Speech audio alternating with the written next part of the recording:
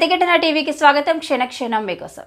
Deputy CM బట్టి విక్రమార్క 2 రోజుల పాటు ఖమ్మం జిల్లాలో పర్యటించనున్నారు. నేడు హైదరాబాద్ ప్రజాభవన్ నుండి బయలుదేరిన మదిరా నియోజకవర్గం ఎర్రుపాలెం మండల కేంద్రానికి చేరుకుంటారు. ఎర్రుపాలెంలో ఉదయం నుంచి మధ్యాహ్నం వరకు మిషన్ భగీరథ పథకంపై అధికారులతో సమీక్ష నిర్వహించనున్నారు. ఈ రోజు మధ్యాహ్నం నుంచి రాత్రి వరకు స్థానిక కాంగ్రెస్ నాయకులు, ప్రజాప్రతినిధులు ఏర్పాటు చేసిన కార్యక్రమాల్లో పాల్గొంటారు. రాత్రికి మదిరా క్యాంపు కార్యాలయంలో బస చేయనున్నారు.